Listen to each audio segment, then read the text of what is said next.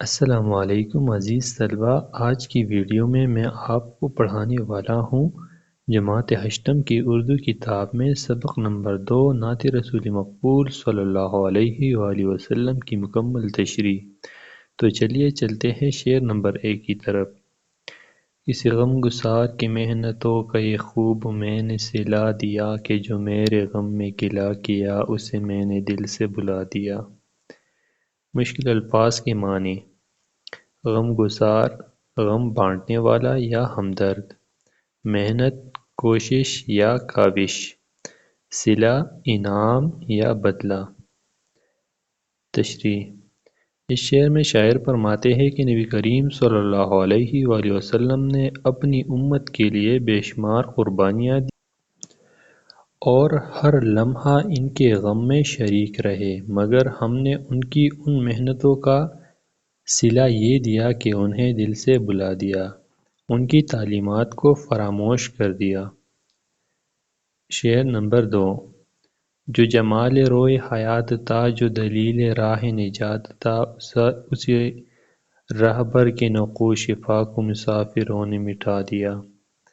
مشکل الفاظ کے معنی: جمال روئے حیات، زندگی کا حسن، دلیل راہ نجات، نجات کا راستہ دکھانے والی دلیل، نقوش فا، قدموں کے نشان، مسافر، سفر کرنے والے۔ تشریح: اس شعر میں شاعر فرماتے ہیں کہ نبی کریم صلی اللہ علیہ وآلہ وسلم زندگی کا حسن اور نجات کا راستہ دکھانے والے راہبر تھے، مگر ہم نے ان کے قدموں کے نشان یعنی ان کی سنت اور تعلیمات کو مٹا دیا، ان پر عمل کرنا چھوڑ دیا۔ شعر نمبر 3: میں تیرے مزار کی جالیوں ہی کی مدحتوں میں مگن رہا، تیرے دشمنوں نے تیرے چمن میں خزاں کا جال بچھا دیا۔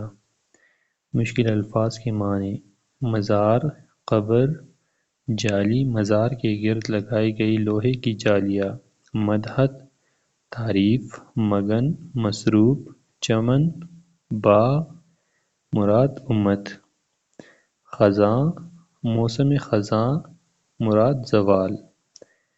تشریح: اس شعر میں شاعر فرماتے ہیں کہ ہم نبی کریم صلی اللہ علیہ وآلہ وسلم کے مزار کی جالیوں کی تعریف میں مصروف رہے، مگر ان کے دشمنوں نے امت کے چمن میں زوال کا جال بچھا دیا۔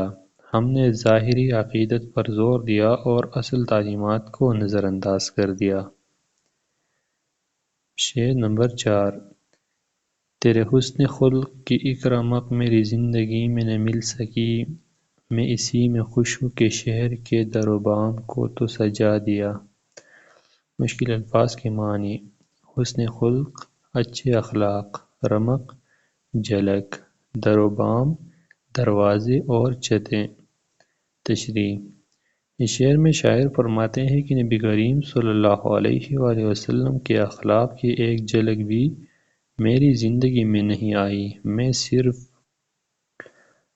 اس پر خوش ہوں کہ میلاد کے موقع پر شہر کو سجایا، مگر ان کے اخلاق کو اپنانے کی کوشش نہیں کی۔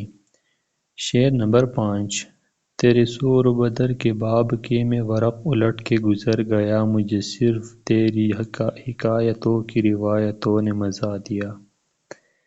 مشکل الفاظ کے معنی: سور، غار سور، جہاں نبی کریم صلی اللہ علیہ وآلہ وسلم نے ہجرت کے وقت قیام فرمایا۔ بدر، غزوہ بدر اسلام کی پہلی جنگ۔ باب، عنوان یا چیپٹر۔ ورق، صفحہ، حکایت، کہانی، روایت، تاریخ۔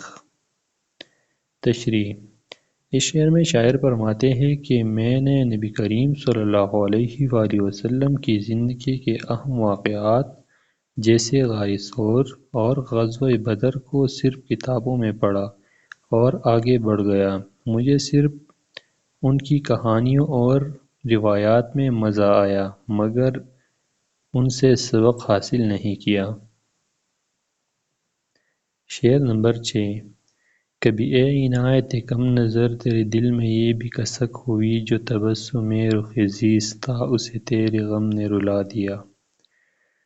مشکل الفاظ کی معنی: عنایت کم نظر، کم فہم شخص، کم عقل، کسک، چبھن یا درد، تبسم رخ زیست، چہرے کی مسکراہٹ۔